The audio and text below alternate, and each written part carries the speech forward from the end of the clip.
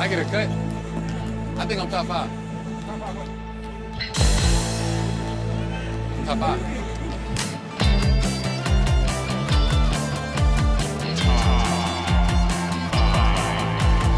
Top five side ones, track ones. All right, welcome back to Top 5. I am Kenton McDonald. I am Ian Howe. And today we have a great guest. Not. Oh. Well, we got Ross Farrar. Ross, how are you, man? I'm doing very well. I'm over here in sunny Los Angeles, and it's been a nice day so far. It's been a wonderful day. Good to see you, Kenton, and Good Ian to as see you well. too, man. Yeah.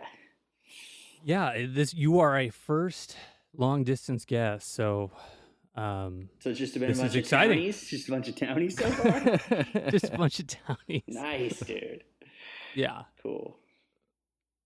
Well, why don't you start us off and tell us what we're working with today? What is the criteria that you have picked? I chose top 5 7-inches that I own, in no particular rhyme or reason or order.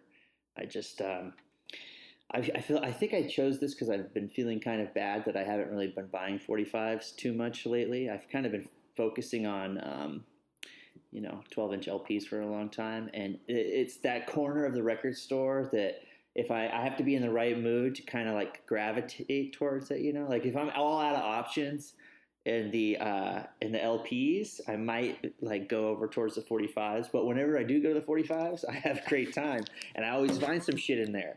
So I don't know why I don't do it more, but it's like the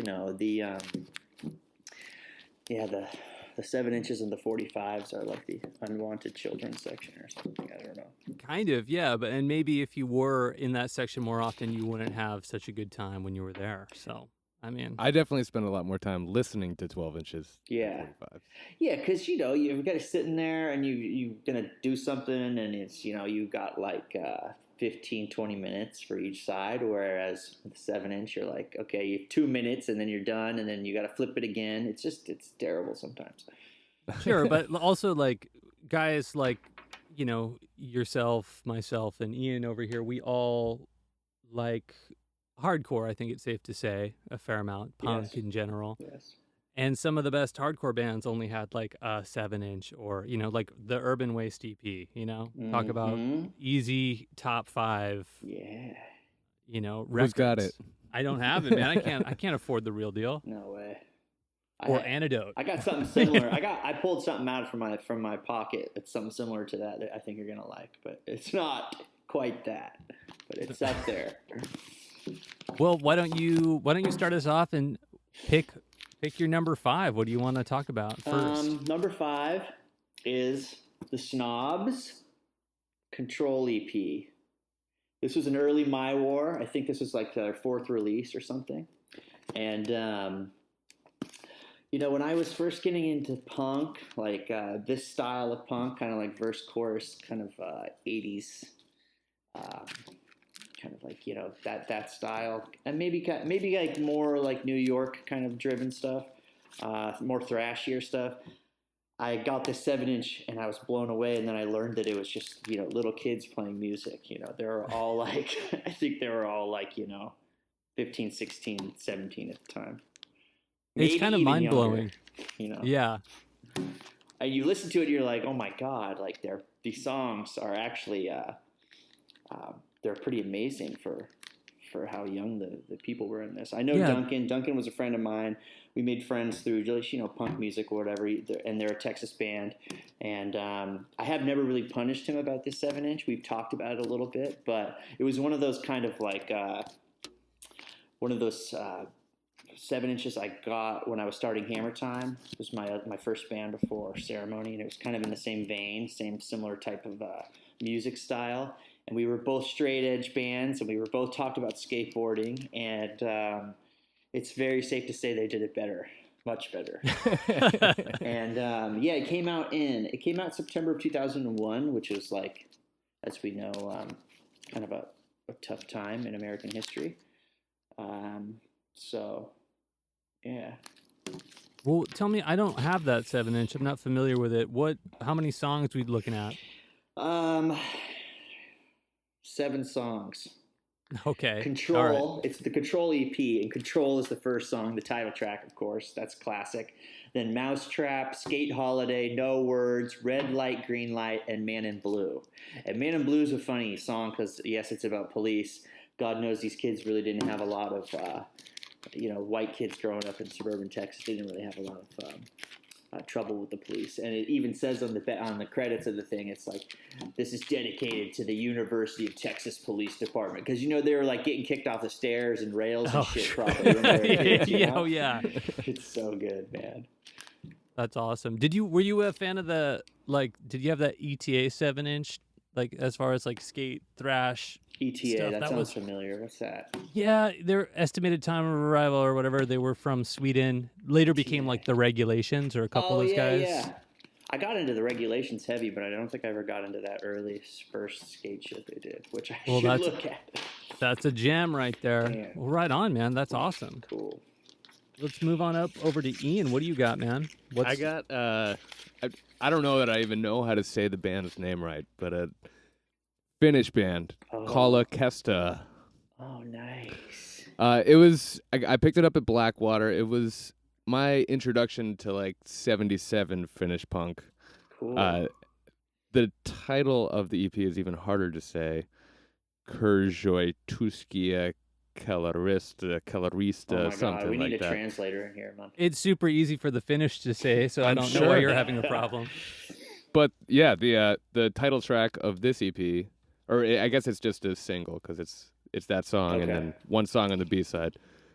It will win you over immediately. It's so melodic and Nice. is a style of punk I had never heard before. What kind? If you could describe it, what does it kind of remind you of? The guitars are clean. It's definitely like melody driven. Okay. Melodic. It's very melodic. It's their response to what I assume like Ramones and Clash, 77 shit. So it's poppy a little bit. Very poppy. Wow. Okay. Cool. I Yeah, love it. and like singing, not shouting.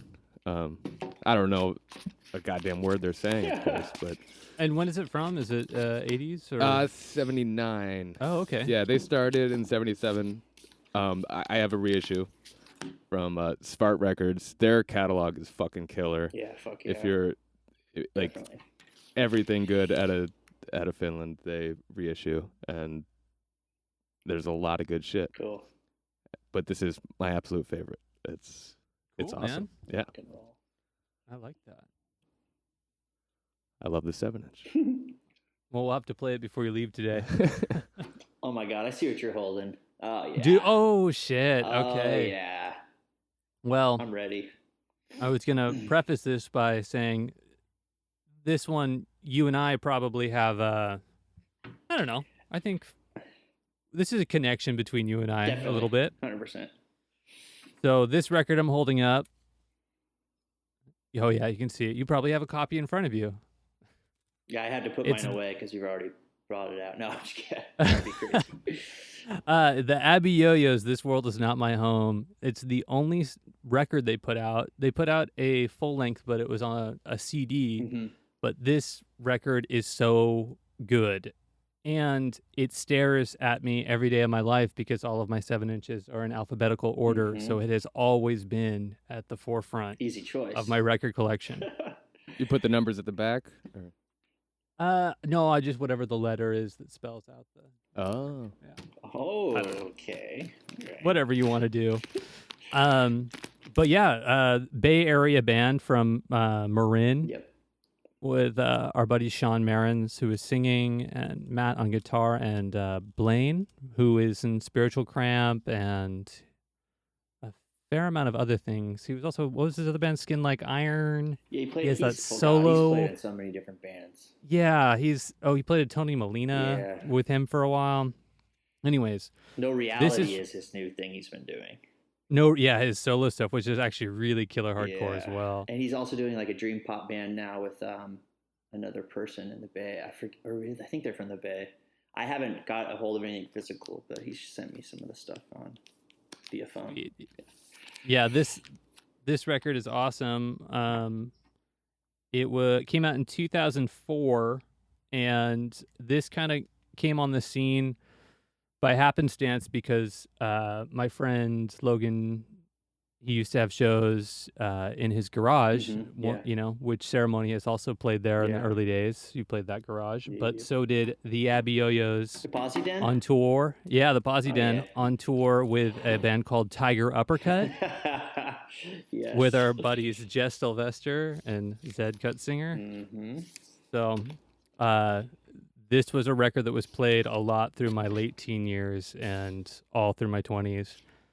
And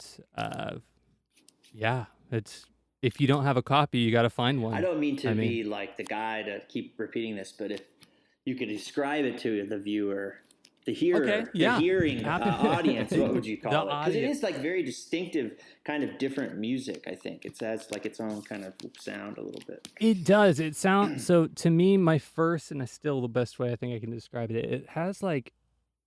It's almost Stiff Little Fingers-esque, but with almost like some, I want to say like Nirvana-y kind of.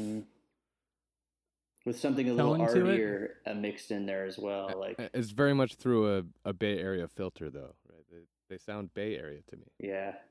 They could be. I mean, they could have been making that sound. I don't know. I remember seeing them with the Bananas. They played with the Bananas from time to time, and that's like kind of like a very Sacramento kind of Bay Area band, pop punk. It's kind of like poppy, but it's also it's kind of it's kind of garagey. That was one of exactly. That was one of Sean's favorite bands. In fact, we saw Abbey Yo-Yos together twice. Their last two shows at Thrill House Records and at Gilman. Oh yeah, the Bananas was the played. last one. That's right. Yeah, I was at that show. That show was amazing. Yes, sir. Bless his heart. Yeah. Sean's a great singer. His other band right now, Sicko Hesso, is really cool too. It's way more on the has like a kind of a pop punk sensibility to it. Cool. And his singing style is a little less aggressive or spastic or whatever it was that made the youth of the Abbey Yo-Yos so awesome. And also, it's not to be understated, all the music. And even the lyrics were written by Matt really? for the Abbey Yo-Yos. Yeah, he was the mastermind behind the whole band, really. But Sean's so good with words. Yeah, well, he found the perfect person to say his words. This is Matt at Violent Change? This is Matt at Violent Change, nice, yes. Okay. Wow, I didn't know he was a spearhead of all that. That's cool. Yeah, he's the secret mastermind. Radical. But the secret's out. Well, we gotta let the people know, man. This is why you do the podcast, to say these little innuendos and shit that people don't know really about. You know what I'm saying? I'm more like just doing it to hang out with you and Ian, but it's nice that me other too. people tune in. Yeah. Cool. All right, Ross. Well, let's move on to you. What do you got next? The next record is a little bit more mainstream. Okay, a little more. That's the best word I could use for it. The Panic, the self-titled Bridge 9 release. This came out in, God only knows, what is it? I'm going to say 2001, probably around the same time as the Snobs. 2002. So I'm kind of going to go chronological now, I think. This record I got into when I was like kind of leaving my Hammer Time days, because in Hammer Time I was pretty influenced by like I said, the 80s stuff, but I was also like listening to a lot of Crass and Conflict and stuff like that. And then I learned about this thing called hardcore. Okay. Whoa, gotta tell us. And now hardcore kind of like changed the way I started listening to punk. I got into other stuff.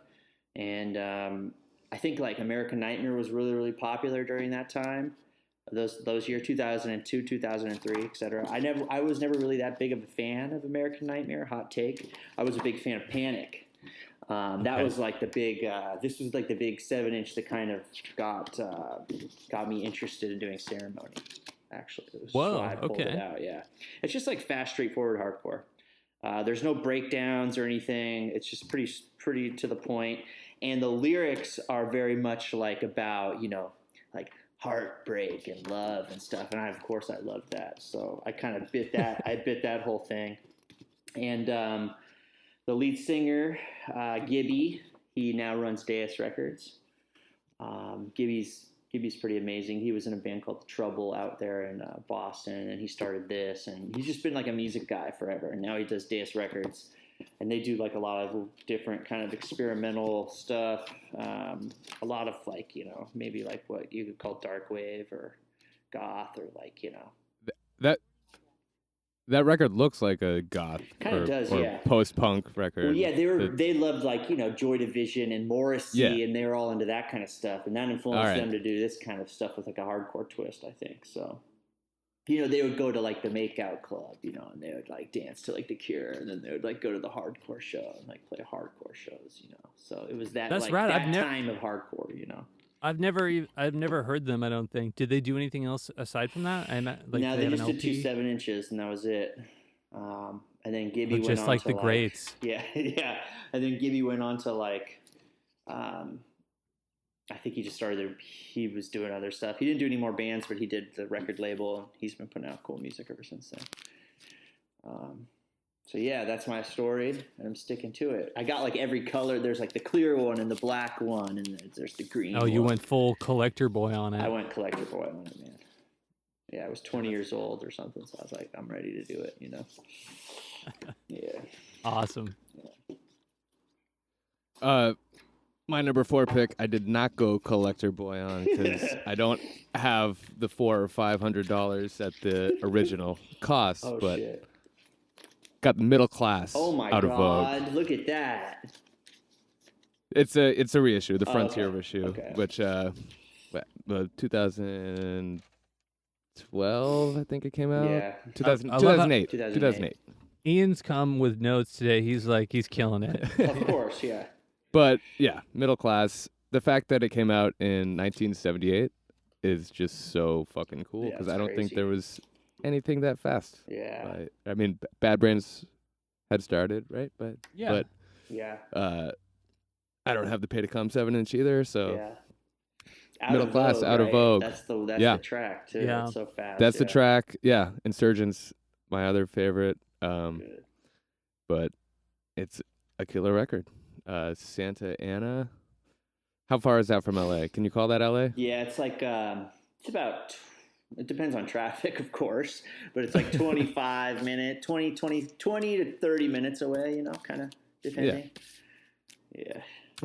Cover, super iconic. Yeah, Got it's a so good. framed picture of it in my living room. Really? So classic. I mean, I think I just I have like the 12-inch Mm-hmm. with whatever other shit they put out, Cool. and it's in the insert and just like folded up the the Yeah, sides yeah, and for framed sure. it. Yeah. But I love that image. It's great. Yeah, record. I mean, for a band with a name like the Middle Class, there's that picture of the suburban. It's as suburban of an image as you can come up with. Yeah, it's great. perfect. It's the exact notion one feels when they think about the burbs, for sure. Yeah, is this where you got the inspiration for Runner Park? No, but I mean that was like, you know, I was definitely. I think I got introduced to that record. Carl Cordova. He's been in a bunch of Bay Area bands.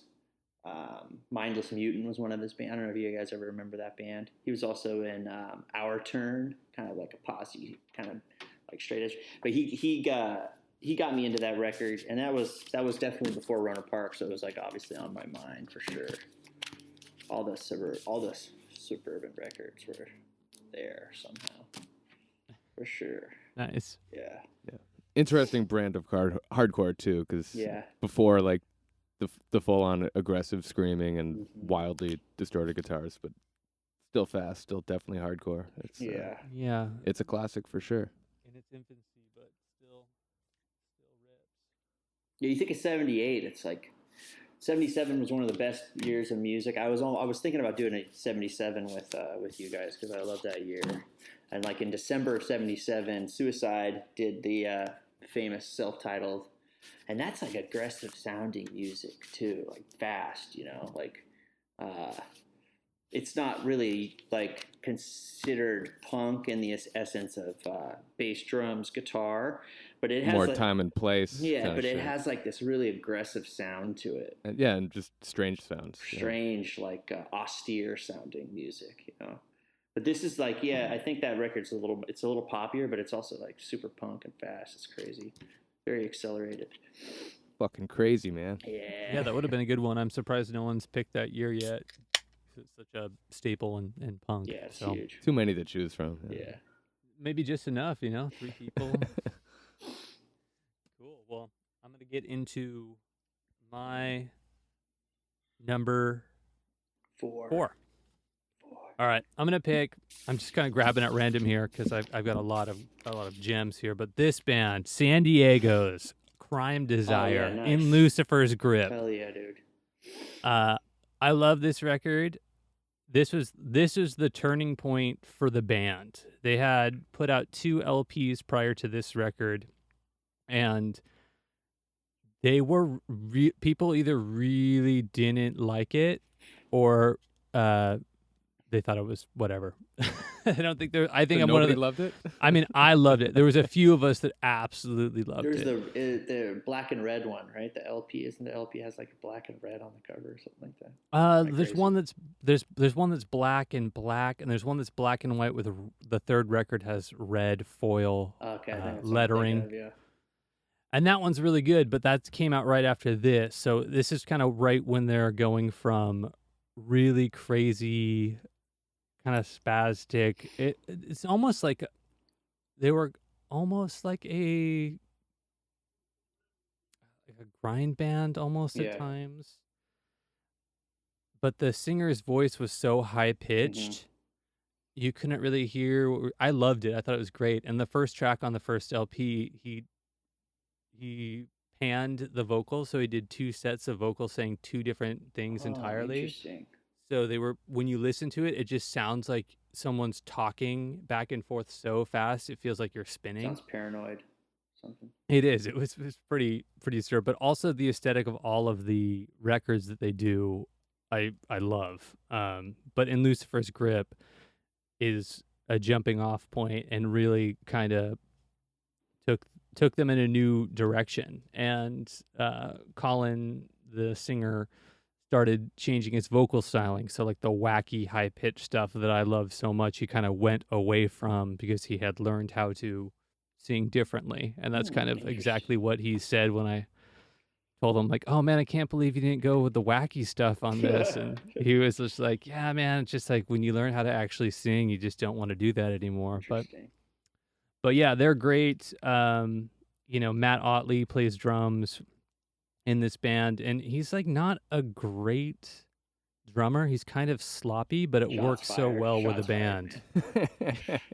But Matt Otley also played guitar in other bands from San Diego, like Last Priest and Find 'Em and Kill 'Em. Yeah. He did like those 2 bands are synonymous together. They were like one after another. Yeah. One was the metamorphosis of the other, I suppose. Sure. But yeah, I love that record. It was recorded with Alex from Hatred Surge down in Texas. So that was also kind of exciting too. Alex has some backup vocals on one of the tracks. And I was a fan of all that Hatred Surge, like Iron Lung, Power Violence stuff that was happening in the mid 2000s.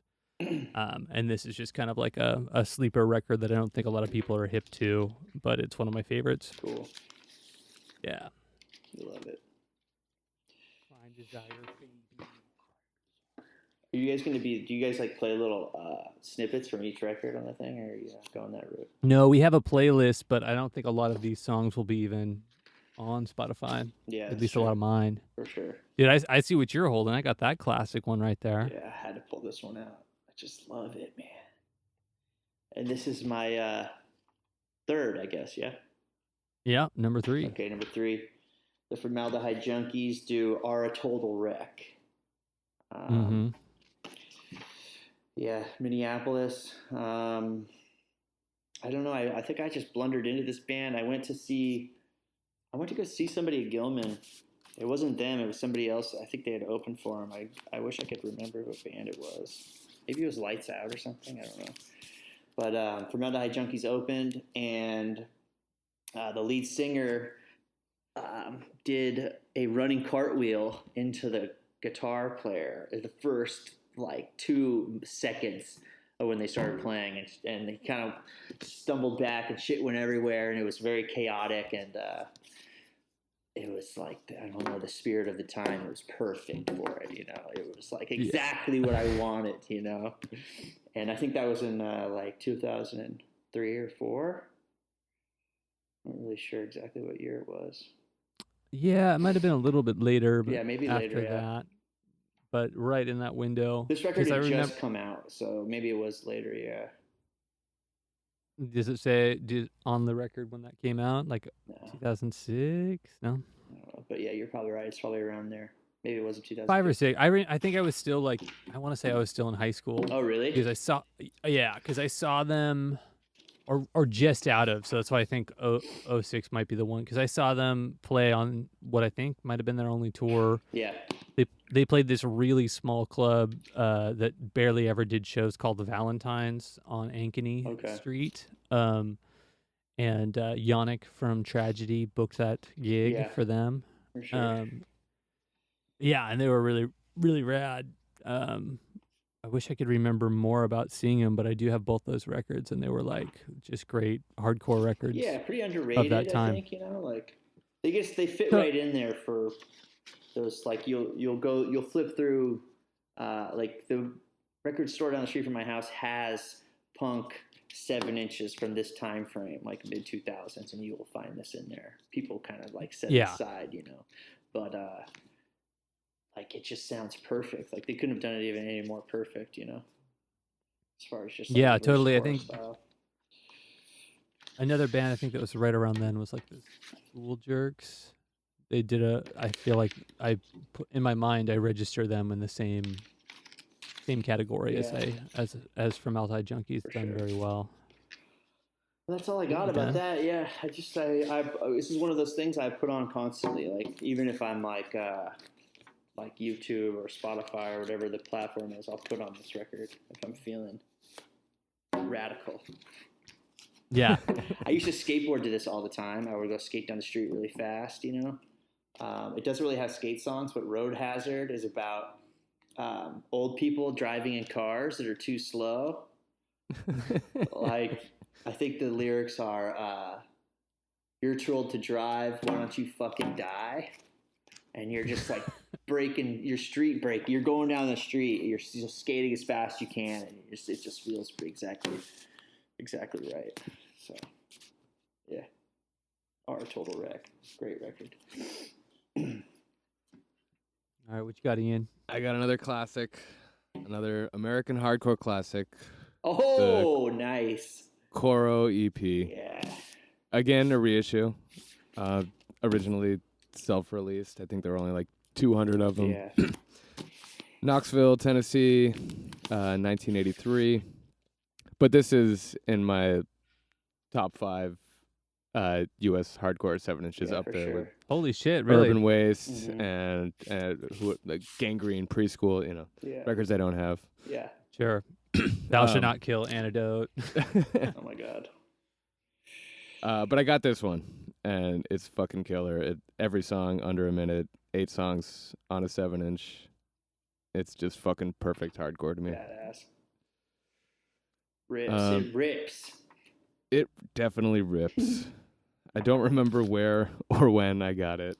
I remember when that came out. I want to say again or mid 2000s. This was Sorry State Records. 2012. The reissue. Who did the reissue? Sorry State. Okay, yeah. And with the original reissue, they had the opening on the left hand side. And those are worth a lot of money. I got the corrected one. Worth less money. That's stupid. People are so weird, man. The wrong right. I'm pretty sure opening it sounds the same. Yeah. Yeah. If you want the rare one, I might have it. I'll switch you out. I don't care. All right. I've never been a big, a record nerd unless it was a record that was never reissued or bootlegged. Yeah. Because I was kind of more into just having the music. So exactly. Yeah. Yeah. And It's funny. There's the theory that the tapes are sped up, that they never actually played this fast. Oh, that's cool. I'd love to get to the bottom of that. Yeah. But probably not going to happen here today. Well, let me tell you. Yeah, you got some industry secrets over there. Oh, hell no. I'm pretty sure they were all still in high school when they recorded it. Super young kids. Wow. Played a show with the Circle Jerks, and they invited them on tour. And Yeah. so if you can get in touch with Accelerated. Keith Morris, Accelerated he'll know if kids. they can actually play that fast. The problem is you'd have to talk to Keith Morris in order to get the information. Yeah, man. I mean, when we took them out, they were, Slow as fuck. slow as fuck, man. Oh shit, We Ross! taught I him a didn't thing realize or you two. had Keith over at your house. I would have invited him on had I known. Yeah, I see him around. I see him on the streets sometimes. Like you can't miss him in the long, gigantic, long dreadlock he's got. I saw him in this like weird store over on Vermont a few months ago. It's like kind of like one of these novelty stores. Like you remember Spencer's Gifts, Yeah. but this is like a huge version of that in Los Angeles with like, the mugs and the weird candy and the gift cards and strange books. And it's like an oddity store. And he's in there just kind of like, he's just staring at I forget what book he was looking at, and I didn't punish him or anything. I just kind of walked by like, there he is. Wow. I had a buddy who worked at a coffee shop in L.A., and he was a regular there. But Yeah. I didn't have a question for him at the time, but now I do. And I see Flea all the time as well in that same neighborhood. I think he might live Oh, around there or damn. something. It's kind of near Los Feliz. So I see him at the coffee shop sometimes. I didn't realize that was the punk neighborhood to be in. I'll be sure to Well, try to move. it takes all kinds these days. They're all over the place now. Sure. Yeah. Cool. Rad. What you got, dude? Well- What you got? I'm gonna go in with this band right here because this actually segues into another story. Oh, yeah, nice. But this is the Carbona's Frothing at the Mouth 7-inch. This was the first Carbona's record I ever got. I used to, on payday, make the rounds at the record stores. And that's when a lot of the records I own were from that time period, from the like early to mid to late 2000s, I guess. Yeah. But specifically from like 05 to 09. That was like the peak of me collecting and grabbing shit. But I didn't make a lot of money, so when I'd end up going to the record store, I'd try to like what's coming out. I want to get as much as I can, see what's out there. So I would kind of always dig through the 7 inches. Of course. And this Carbona's record was just recommended by a friend I was with. Is like, oh, you'd probably really like that. So I got it, and I fucking loved it. Yeah. Carbonas to this day are like one of my favorite bands of my lifetime. You introduced them to me, I think. Definitely. Yeah, so the songs that are on here is Frothing at the Mouth on the A side, and on the B side is Seek Satisfaction, and then Bonus, which is because I don't think they could get the license, but it's Walking Out on Love is the cover song. Cool. Nice. Why Are You Walking Out on Love? Yeah, this is Douchemaster. This is Douchemaster Records' first record. So Douche One. Douche One, as it's called here. They're a But- Portland band, aren't they? No, they're from Atlanta, Georgia. Oh, Georgia, okay. So like Gentleman Jesse came out of the Carbonas, Okay. and then this band, the Ex-Humans, when a couple of them moved to New York. Ex-Humans, yeah. That's right. But yeah, the first time I ever went to Red Devil Records was with you, Ross. I Mhm. was meeting up with you, and we went in there, and I knew of the place because the guy is the owner of that shop, was kind of a nerd, and he had a lot of the garage shit I was looking Yeah. for, like all the J Retard related stuff, all the stuff that I was really into at the time.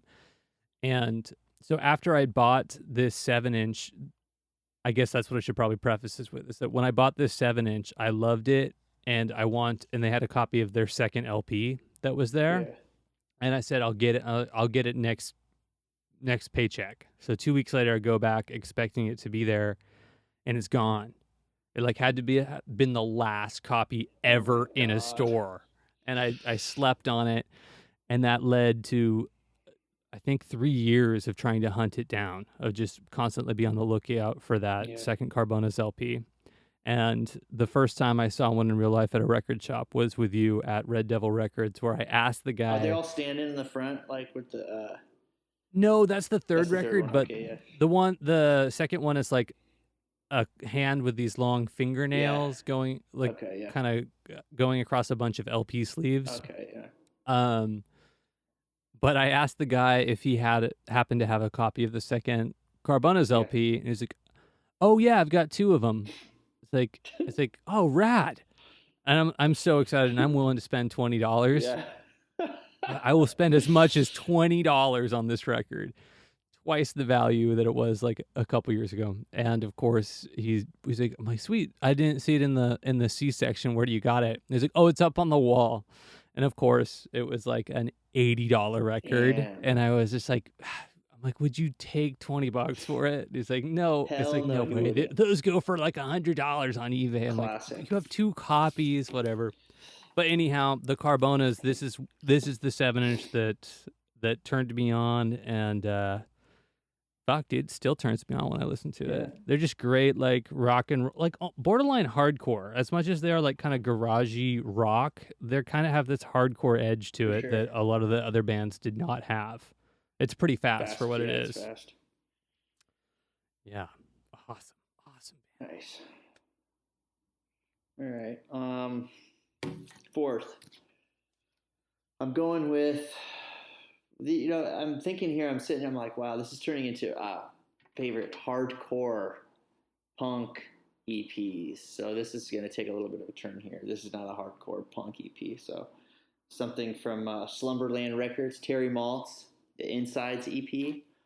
I chose this because, like I said to you before, I haven't really been picking up a lot of 7-inches like in the last, I don't know, I guess 10 years or so.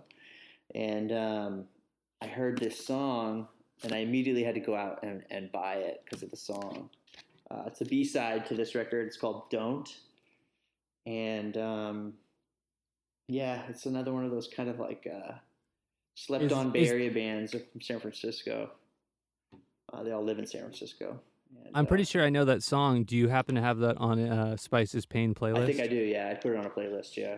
Yeah, that song made me like check him out, and I was kind of disappointed because I don't think any of the songs were like as good as that one. That one is so good. That's the one. It has like this keening guitar that it's like I guess you'd call it a lead, but I've always really loved simple leads. Like the simpler the better the lead for me. That's what hooks me. And yeah, they got it on this song, and it's like the guitar says what lyrics can't sometimes. And I think that's definitely the case in this song. It's like, the songs that have the chorus as a lead guitar, or there's no lyrics. It's just it's just like that keening guitar, that simple part on top instead of a chorus. That's what I mean. Surf music. It's just, it's not like it's doing the work of the vocals, the chorus, the guitar. So I really love that song. That's why I chose this. Maybe I'm alone here, but I feel like that particular song, it reminds me kind of almost of like a really good Spitz song. Yeah. Like the Spitz kind of like if they were better. Yeah, or like not as hard-edged or something, It's a little more like softer than that. But yeah, like the Spitz, they do perfect like pop songs, but with a little bit more punk to them, Like a perfect chorus. Like hooks, they have so many hooks in their songs. It's crazy. Yeah, this Terry Maltz kind of has a little darker edge to it. Yeah, exactly. Awesome, good choice, man. Bay Area. Bay Area.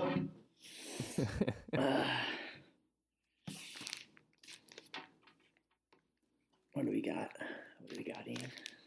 All right, so you've been going like 1, 2, 3, 4, 5, but we're going like 5, 4, 3, 2, 1. Okay, cool. Right? So we're on to number two. Oh, sorry. That was my number 2 as well. I'm sorry. You're Okay. right. Yeah, I fucked the numbers up. Well, I've got a Swedish gem from 1985, Puke. Well, I never Back heard of that. to the 30s. That's cool. Back to the 30s. Back to the 30s. Very, very cool, looking, What are those, you know, some 30s. gangsters on there or something? It's like, yeah, 30s style gangster looking shit That's with great. some punk bracelets, bullet belts, Cool. you know, studded belts. This was the very first record I ever spent more than $20 on. Oh, wow. Oh shit. Okay. I think it was closer to 30, which is crazy. And it's only 7 inches. It's 7 like, inches. It's not like a great value. Well, it's like 5 or 6 songs. Yeah. Maybe. Yeah. Yeah, 5 songs. Bought it at Blackwater, and a fun fact is that a dear friend and big fan of the show sold the record to Blackwater, Evan Mursky. So thank you for that, buddy. Nice. But it's a masterpiece. It's such a cool combination of aggression and melody. Wow. Awesome guitar. The guitar leads are my favorite part Okay. of this record as well. They go into like a breakdown that's the Swedish national anthem, Oh like my all like God. pretty but like still kind of punk. Yeah. But it's also very, very punk, very hardcore, the Swedish hardcore. You know, like every song is amazing. It's only 5, so that's not an amazing feat, but But a perfect 7-inch nonetheless. it's a perfect 7-inch. It's a masterpiece. I love it. Cool. Yeah. Big fan. All right. Sick. Well, I'm just pulling at random here because I have so many great ones to choose from that I'm really just at this point trying to grab some gems. So this next one, Nice. Scholastic Death, Revenge of the Nerds, Classic. their second EP. Max Award of 625 sings. When I first heard someone playing a copy of this record, I'm like, why is there a 12-year-old singing in this band? And then I realized this dude was like an actual adult and played in a fuck ton of bands and put a shit ton of records. Yeah. And then I was on the quest to hunt down a copy of this and both of their other records as well, Shackle Me Not and Killed by School. Mm-hmm. They broke up because they all went off to college or something like that. Yeah. But yeah, this is like I imagine you're a fan of this, Ross. It being such a heavily skate-oriented band. Skate thrash. Bay Area skate thrash. Skate punk. And Bay Area, yeah, exactly. Yeah, this record just rips. As far as like, you know, I don't put on thrash as much as I used to, but I would never part with this record. Yeah, for sure. It's a good one. Yeah, I think that's all I got to say about Scholastic Death. They're amazing. Yeah. Ross, do you remember meeting me? Yeah, for sure. Okay, cool. Yeah, of course. Yeah, I was on a Public Eye tour. Yeah. And after our show in Boston, we had a day off, and I was like, I really want to go see my family in Vermont because we're right there, and I live here in Portland, and I was really trying to convince everyone. They're like, no, we got to go see this guy Ross. Yeah. in upstate New York. What was it, Rochester? It was in Syracuse. Syracuse, Yeah. Right, okay. I think I printed something out for you guys, right, or something. Yeah, I was like, this guy better be good. Yeah, dude. And you delivered. Cool. That's great to hear. Yeah, we went to a wing night Yeah. at your favorite sports bar or Yeah, something. it's Yeah, like- it was awesome. Fuck, man. That place was really... I can't believe I lived there for 3 years. It was like 20 below sometimes, and I was just... You know, you couldn't go outside. But then there was like, you know, I was living in college territory, so there would be like the bar with the most amazing wings, and you'd sit in there, people looking at you like, who the fuck is this weird kid in here? It was cool. And you were just going to school, Yeah. right? You're not from there or anything. Okay. Yeah, I was going to school, yeah. Yeah. Cool. Yep. All right, so you guys ready for my final? Yes. Okay. Let's do it. The big one. The big one. Your your favorite The 7-inch. first pressing. Oh The shit. Negative Approach 7-inch. Yes, sir. Touch and Go. I got this for like $120, I think, in 2004 or 2003. I bought it from Red Devil Records, of course. But this was when they were in Petaluma, before they were in Marin. So maybe it was even earlier. Gotcha. Maybe it was 2000. I think it was 2003. I'm pretty sure I got this then. Oh, I thought. Yes. Okay. Yeah, because they were in a different location, right across from the Phoenix Theater in Petaluma, Were they California. Oh shit. Okay, I had no idea they were up Yeah, there. they're in Petaluma first. And I got this. It was one of those things. I was pretty young, but like it was that record I heard, and I knew that it was, one of the most important punk things I've heard in my life. And I saw it on the wall, and I had a little chunk of dough, and I said, I'm gonna fucking buy it, dude. And it was up there for a while. It was up there for a few weeks, and I finally went in there and bought it from him. And I'm so glad I still have it to this day. I was telling Kenton before this, I had it on the floor. I was listening to records or something when I was living in San Francisco, and it was on the floor, and I stepped on it and creased it. And there's a terrible crease on the back here. You can't really see it, but yeah.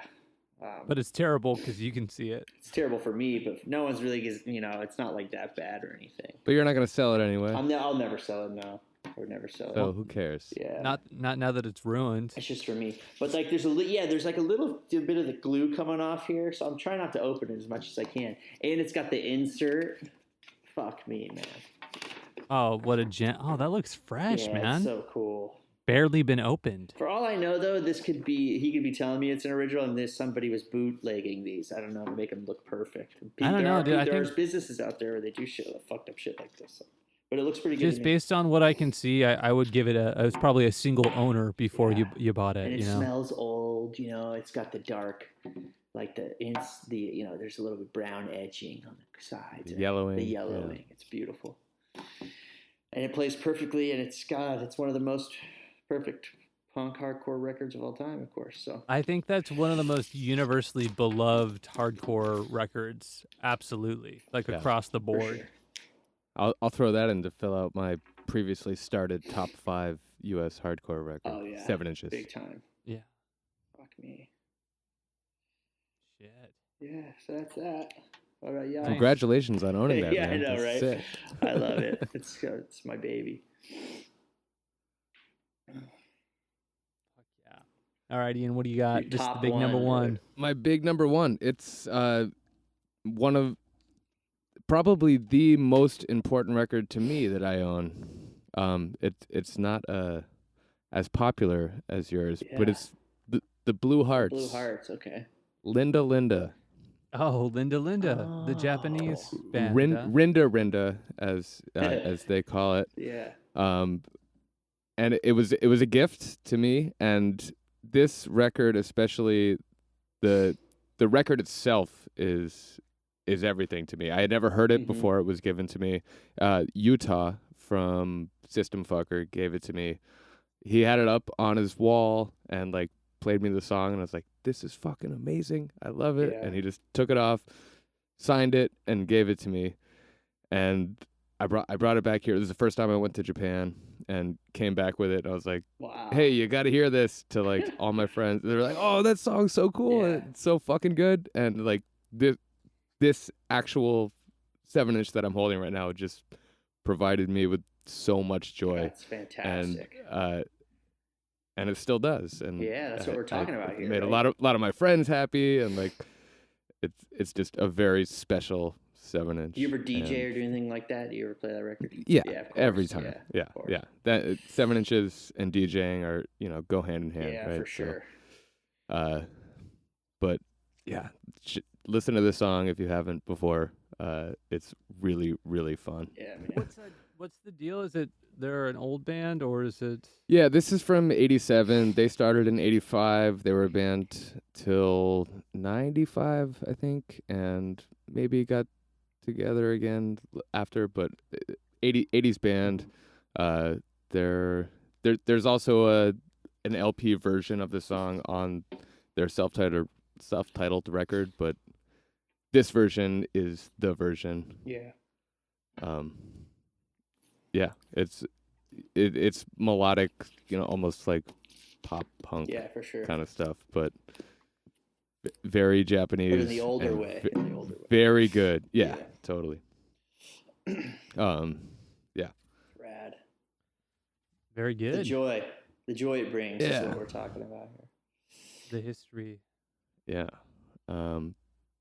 Rolling Stone Japan called it the number 3 greatest Japanese rock albums of all time. Oh, really? They're a big deal in Japan, and Yeah. there's bands named after them, tons of covers Mm-hmm.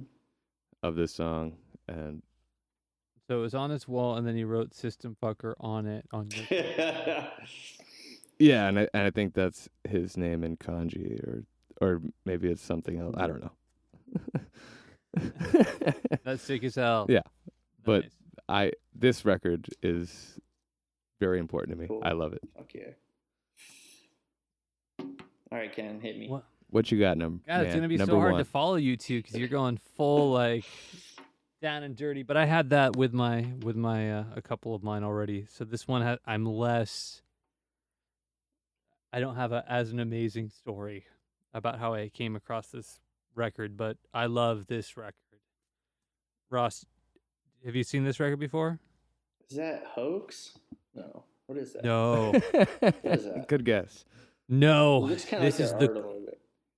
well, it is kind of because I'll tell you. This is the Cult Ritual. Oh, the Cult Ritual. That's what I meant. Yeah, yes, that's right. Yeah, that's it's right, Cult, that's right. Cult Ritual's second EP Yeah, that one's sweet. on Youth Attack Records. Yeah. Fuck, it is good. And this, Yeah, dude. so like the cover of it alone, I'm just going to talk about the aesthetics of this record. It's a guy with a ski mask, but the eyes and mouth are cut out. Yeah. But when you open it up, it's just the eyes and the mouth that you see in the back, but the rest of it is a huge poster that's all circles. Huh. Like it looks like something like Nick Blinko did. Yeah. It's so cool, in fact, that I bootlegged a handful of these Whoa. T-shirts just to pay for the cost of me buying a new screen and screen printing. Oh, this really? shirt. That's crazy. Yeah, because it's so fucking badass. But the songs rip so hard. The song "Civilized" on Yeah. here. That band You know, rules. you're civilized by alcohol. Yeah. You're no threat. Yeah. They were just one of the coolest fucking bands, and I feel like, to me, this is kind of the end of when this band broke up and when Annihilation Time broke up, which I believe both happened in 2009. Yeah. Like that's when hardcore fell out of favor. Yeah. You know, in the world, I feel, and these guys were like the last great wave. They were great, yeah. So we played with him hardcore in, went out with. We played with him in Palm Beach, Florida, this like little dance studio with mirrors and shit. And I remember being like he played in a circle of people and a circle surrounding him. I remember being in front watching. I watched the whole thing. I was like enamored the whole time. It's really like scary but hypnotic as a front man. Right, yeah. Cool. That's a really good way of putting it. Yeah. I mean, especially some of the longer tracks they have, and it's just, I don't know. I was so into this band when they came out, especially their LP. Yeah. It was like the thickest cardstock folded in half, but it looked like almost like a Crass cover artwork. Youth Attack has that crazy aesthetic, like, you know, they have. Yeah, I'm one of these days I'm gonna go off on Mark McCoy and like how much I fucking love Das Oath and his label and like, you know, putting out records. For sure. His whole, I'll just say it right now. This is Mark McCoy. For those who aren't listening, he was, you know, he sang in this band, Charles Bronson. Mm-hmm. He was from Chicago, and then later he went on and did Das Oath and Holy Molar and, you know, a bunch of other things over the years. But his criteria for bands that he puts out is when he hears it, if he wishes he was in that band, that's what he says. What yeah, he said that like if he listens to a band and wishes that he was in the band, he wants to put out the record. That's cool. I mean, that's And good this is criteria, definitely, I think if anyone listens to this record who's a fan of hardcore, I think they're all going to wish they were in this band. Yeah, I never got to see them. I was out of town the one time they were on tour. They played a basement show here in Portland that a few people went to.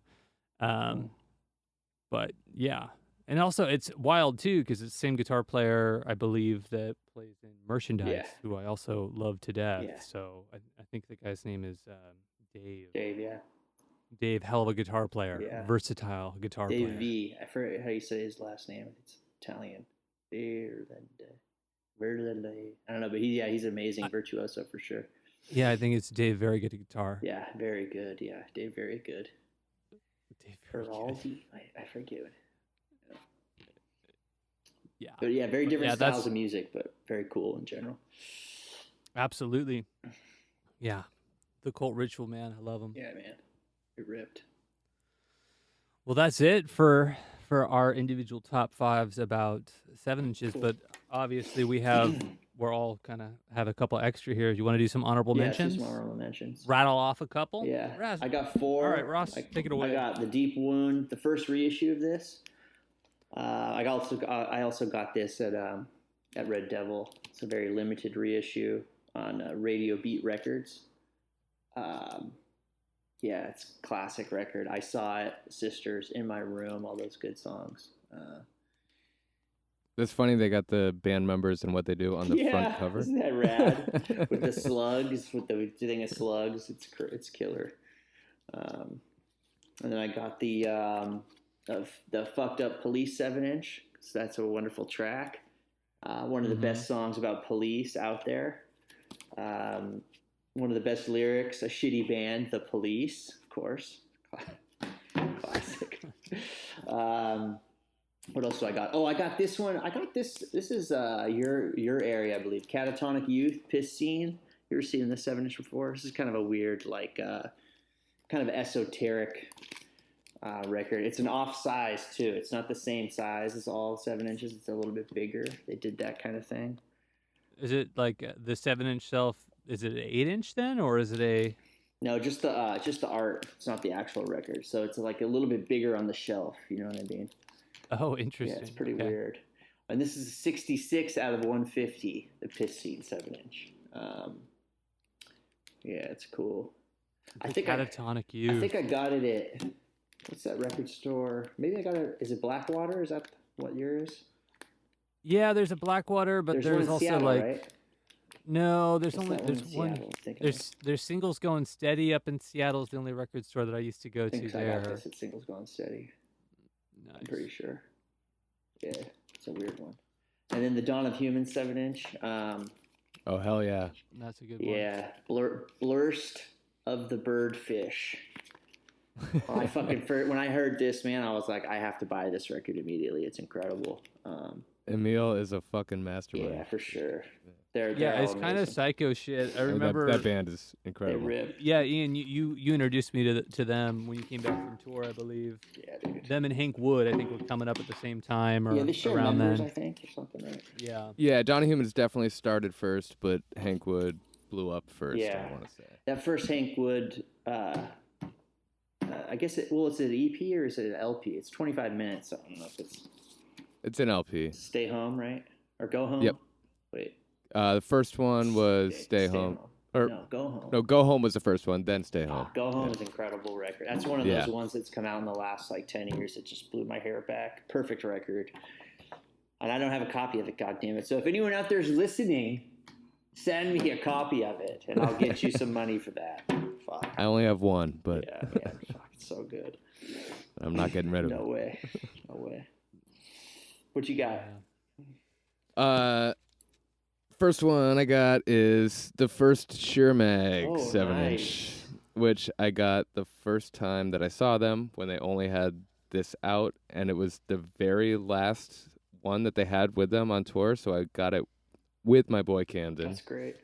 So we picked up the 7-inch and the tape, and both wrote our names on the front of both to like, okay, we'll share both of them, but I have both of them, and I think he's cool with it. Nice. But this 7-inch it's fucking perfect. Yeah, it's amazing. It's not a lot of stuff coming out like that during that time too. It's pretty cool. No, or since. Yeah, or since, yeah. Yeah. Perfect music to me. I also got this gift from Johnny, the Spitz 19 Million AC EP, the special limited edition red one. Cool. 1 of 100 on Dirt Nap. Spitz are sick. Big time. Another 7-inch about the police. Dicks Hate the Oh Police. my God. Incredible. So that's a great one. Yeah. Yeah. It's as good as music Is gets. that an original in one? my eyes. No. Yeah. No. If it was original, it would have made my top For 5. sure. But I yeah. got that same one too. Whoever put that out. It's a good one. Radical Records. Yeah, that one. But again, sounds just as good Yeah, for sure. as the original. Maybe better. Woohoo! And then Leben Toten, cataleptic noise contamination from their 2008 or 2009 Japan and Australian tour.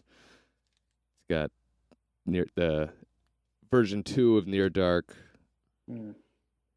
arguably their best song, but not my favorite version, but love that band. Nice. Yeah, if you're into something really noisy, fast, I think Well, you that might song's like it. not even fast.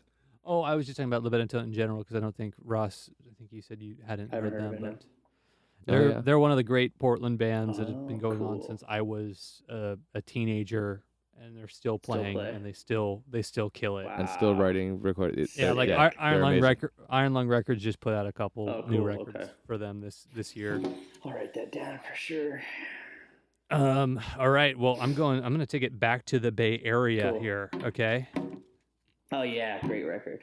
Amazing record. Jump off a So building. good, man. Also skateboard reference on Martine's label. Yep. This is a fucking killer hardcore record. This is like it's kind of Black Flaggy and almost like voidy too at the same time. Yeah. Especially, I mean, artwork wise too. It kind of nods to the void. Mhm.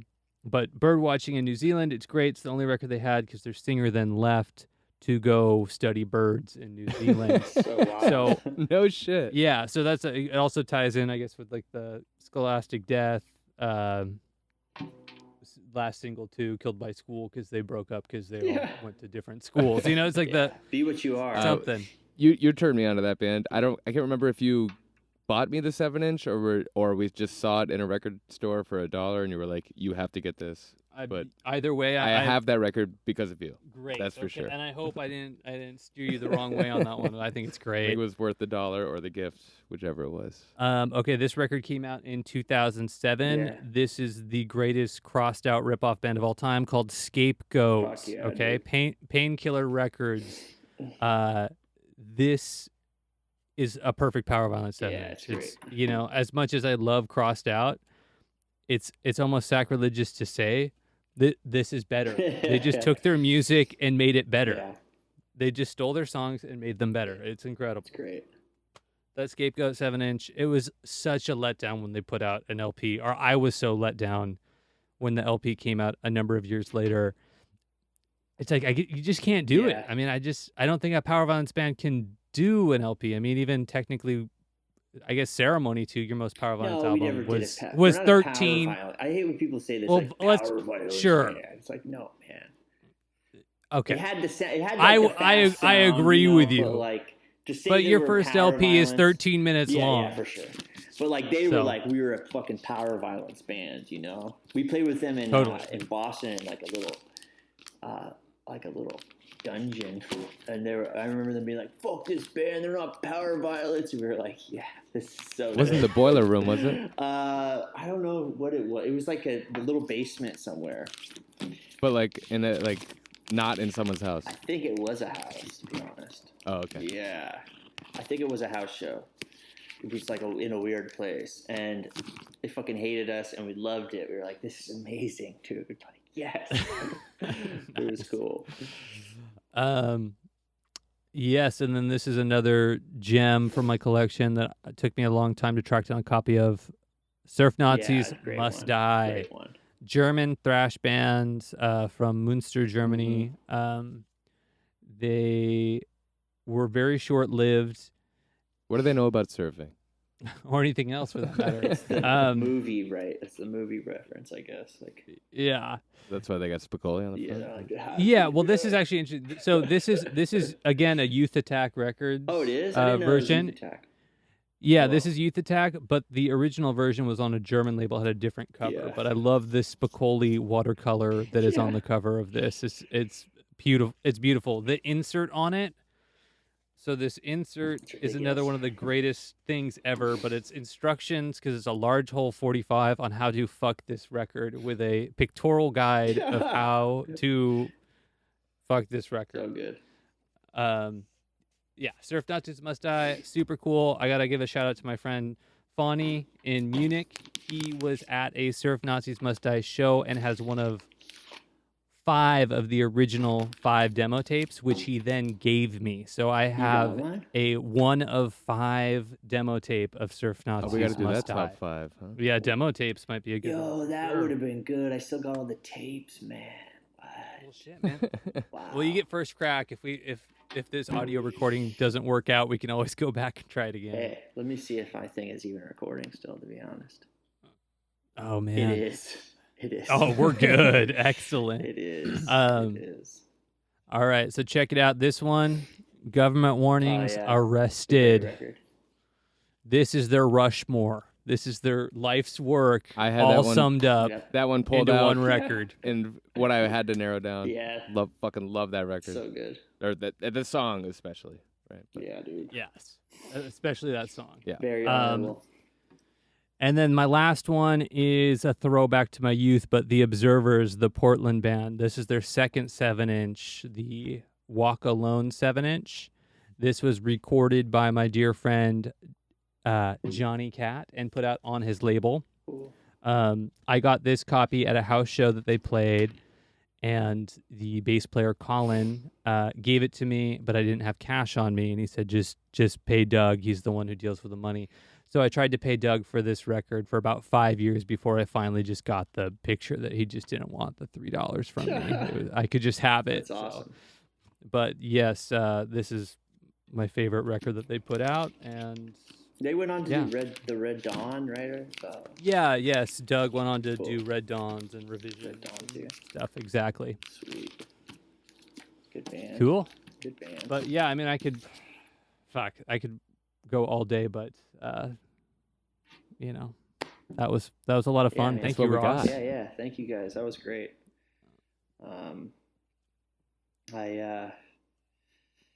I was thinking about it during this whole thing, and probably when I go, I have a little spot down the street of Royal Records that I go to. It's kind of a newer spot, and they got all these 45. So I'm gonna kind of look through. I'm gonna scour the whole thing, I think, soon and see what I can find from there.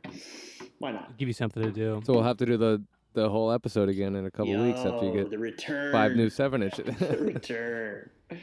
Well, Ross, do you have anything going on? I know you just released your debut book of poetry. Yeah, I got that going. That's going pretty well.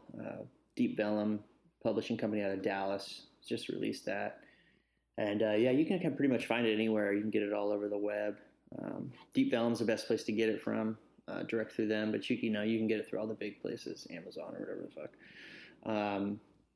And I got some new music coming out with Crisis Man. It's a punk band I'm doing. We're gonna put out an LP soon, so that's gonna be rad. That's with Jess Sylvester and Nick Vicario is in it. Your dear friend, of course. We're not. It's not a very serious band to us. We just like to put out records and play from time to time. So, but that's cool punk. Yeah, and I have heard that LP. I love it. Yeah, I think people are gonna go crazy for it. It's pretty cool. It's really good. Yeah. And then I got Spice. I'm doing that too, and that's kind of going as well. That's on Deus Records. I talked about them with Gibby. We're gonna put out another LP, and that's gonna be out next year as well. So there's stuff brewing, Awesome. man. There's some shit. You got going. things happening, man. You've always been a busy boy. Yeah, there's some stuff happening. So it's cool. Well, awesome, Ross. Thanks so much for joining us. Yeah. And it was a pleasure, and hopefully, maybe at some point in the future here, get you in real life. Yeah. We'll do something together. Please God, I miss Portland a lot, man. I mean, it's a wonderful place. It seems like I haven't been there. Well, I guess I haven't been there in years because of COVID. Like a couple and everything. years, It's fucking yeah. Weird, man. But usually they're every year, So I don't know. I know, yeah. This is probably one of the longest stretches I've gone without seeing you over the past decade or so. Travesty, really. But I'm seeing you right now. And Yeah. I love what I see. Yeah, thanks for having me, you guys. I love the green and the red microphone heads there. That's kind of cool. Yeah, you like that? Yeah, that's nice. I think that's green, or is that blue? It's blue, but Yeah. I mean, it can It's be, green. it It's can be green to me, man. Yeah, right. It has a tint, man. Tinted. Otherwise, we'd be talking into each other's. It would be a For mess. sure. Yeah, you gotta have the color differentiation. Yeah, in the very beginning, we just shared one microphone, and all What? three of us sat around it. No. And, no, we never did that. But, Okay, thank God. Yeah, especially during times of COVID. Give me a break. Yeah, dude, that can't happen. Scary. Cool. All right. Well, I love you, Ross. you Thanks too. so much for joining us. Yeah, and- thanks, guys. Cheers, man. Yeah, rock and roll. You try to make things work and gain something. It's all no use. It's all worth nothing. Complete satisfaction too impossible to believe. Nothing's ever fucking gonna work for me. Tomorrow seems so hopeless. Can't keep it off my mind. Another day of nothing. I'm running out of time. Oh, I've got nothing I can look forward to. I'm always left with nothing.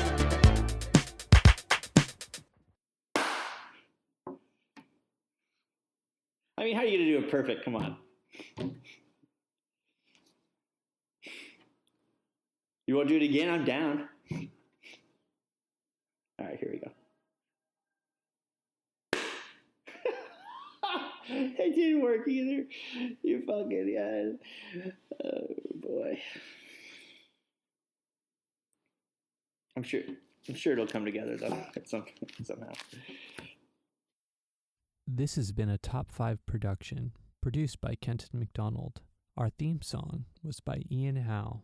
Our logo artwork is from Andrew Colgan at Studio AYC. Edited by Kenton McDonald, with editing assistance from Ian Howe. And a very big thank you to Andrew Bassett for today's outro music. And if you'd like to request a criteria, you can email us at podcast.topfive@gmail.com. Thanks for listening.